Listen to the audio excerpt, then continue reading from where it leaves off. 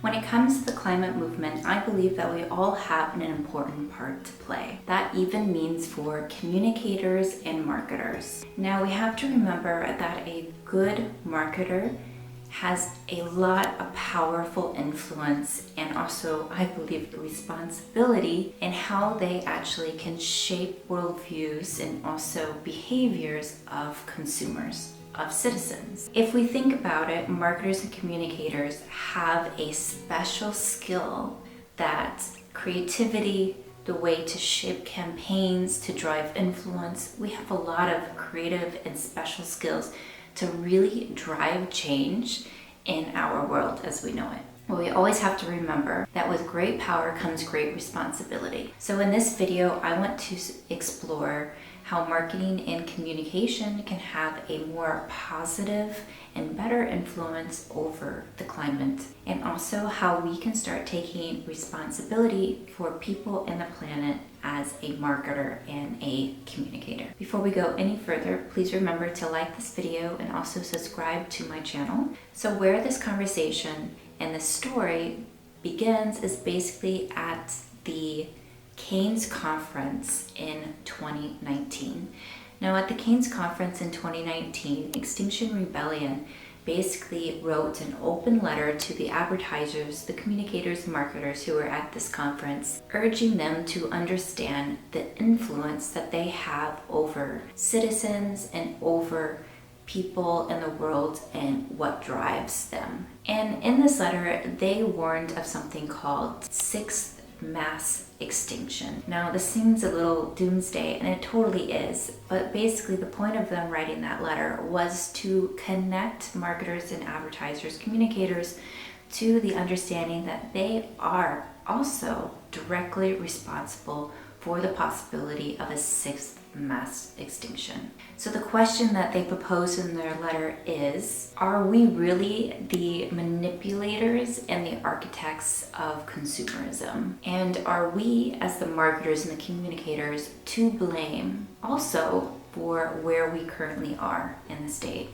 of the climate crisis? Now, to answer these questions, we also have to define a term called marketing brainprint. So marketing brainprint acknowledges that marketing does have a psychological, sociological, and cultural influence and impact on cultures and citizens. In kind of a non-Cambridge level digest of what that means, it's basically saying that creatives, marketers, communicators, we have the ability to champion what is good, what is bad, what is better for the planet, and what is not. And as marketers and communicators, basically where we are at this point in time is we need to make a choice on what part of history do we want to reside on. Do we want to be on the part of history where we are driving consumption and unsustainable behaviors? Or do we want to be on the side of history where we are building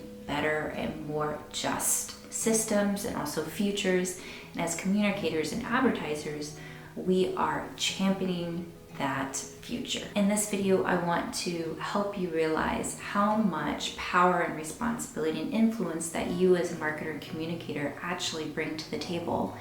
And I want to start asking you this philosophical question. What side of history do you want to be on? What can we do about it? These are a couple things that I would suggest for you to start with. So I think marketers can contribute to this movement in three ways.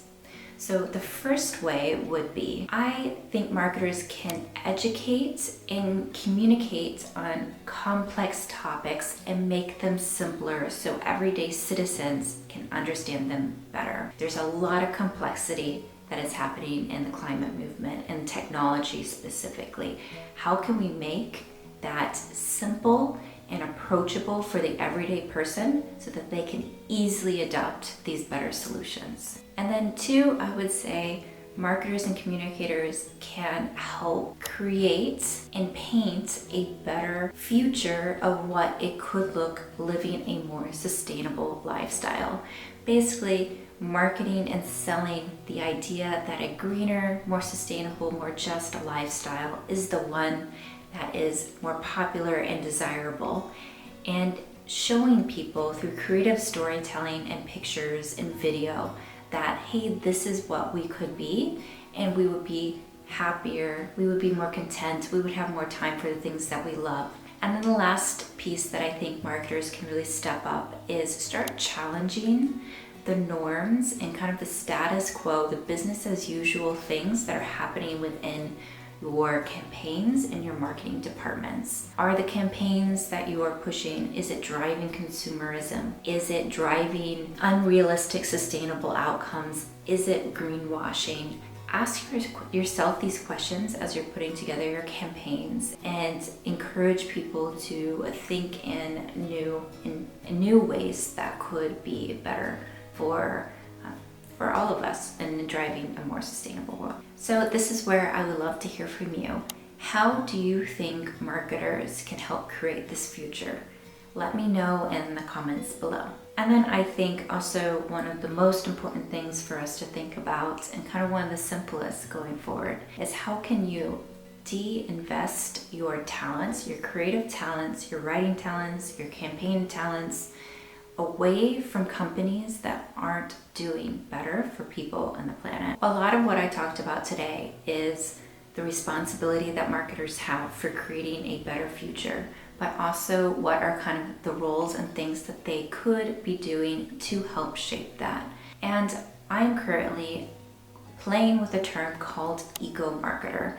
And ecomarketer is the term and the definition of what that person would be. So I hope you subscribe to this channel and come along with me as we co-create what is an eco-marketer. And make sure to leave some comments also on what you think an eco-marketer is and how you think their role will evolve in the coming years.